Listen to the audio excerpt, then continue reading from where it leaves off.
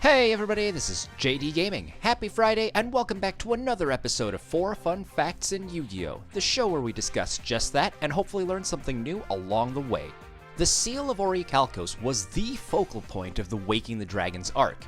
In this story, the 10,000-year-old magical force predated even the pharaoh's millennium magic and the power of the 3 Egyptian god cards. The majority of the cards were released in 3 consecutive yearly Dragons of Legend sets starting in 2014, and the complete series recently released just last month. The dueling world first experienced the seal in the TCG's 2012 Legendary Collection 3 Yugi's World, and the card was a solid representation of the one that appeared in the show.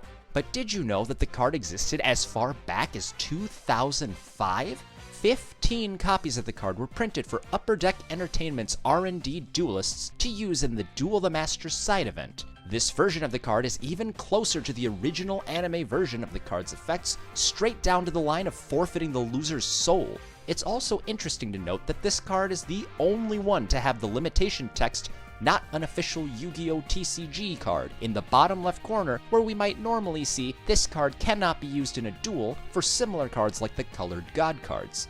Speaking of these cards, everyone is likely used to seeing those Legendary Collection ultra rare copies by now. Their debut marked an interesting change in the franchise, as while the god cards now seem ubiquitous and not very valuable, there was once a printing of prismatic secret rare versions that were distributed in 3 separate methods. 𝕿𝖆𝖇𝖑𝖊 the Tormentor was a Shonen Jump subscription promo in May 2005. 𝕿𝖆𝖇𝖑 the Sky Dragon was a guaranteed insert in the anime manga for the first Yu-Gi-Oh! Movie, Pyramid of Light.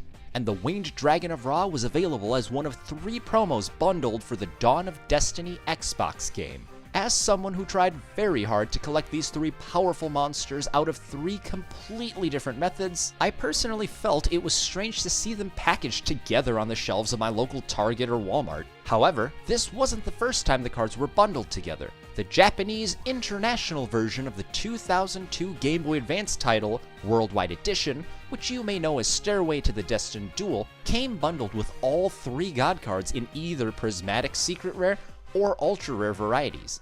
This, unfortunately, isn't the only time promo changes have occurred in the Yu-Gi-Oh! Video games. Due to the delay in the TCG's arrival beyond North America, the Eternal Duelist Soul, which I fondly remember as my very first Yu-Gi-Oh! Game, never even released in Europe.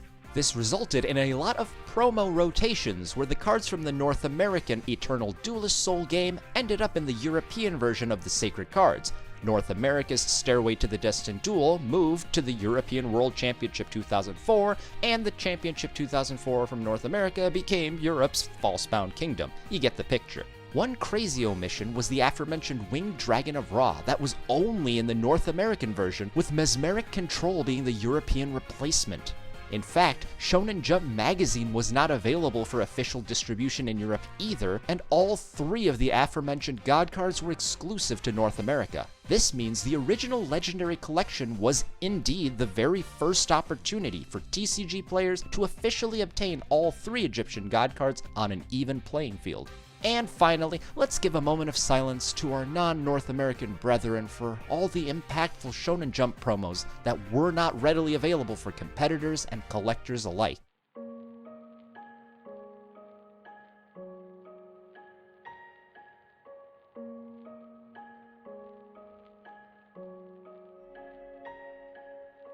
Just looking at these cards speaks for itself.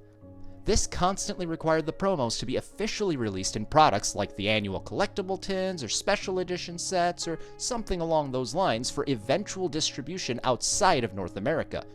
But by that point, it was often too late. Once mighty cards like Shooting Quasar Dragon and TG Hyper Librarian would be largely irrelevant by the time of their reprint, and players came to expect that cards like Summon Sorceress were simply being brought overseas so that they could be forbidden. This tragic division between these 2 TCG territories would finally end with the discontinuation of the physical print Shonen Jump magazine in 2018, as the manga itself moved to its new digital home. And there you have it. Let me know which of these 4 fun facts was your favorite down below, and I'll see you guys next week with 4 more. That's it for now, but feel free to grab one of these videos on your way out. If you really enjoyed what you saw today, remember to subscribe to JD Gaming for more Yu-Gi-Oh! Videos. Thanks guys, this is JD Gaming, hope you guys enjoyed as always, and I'll see you guys next time.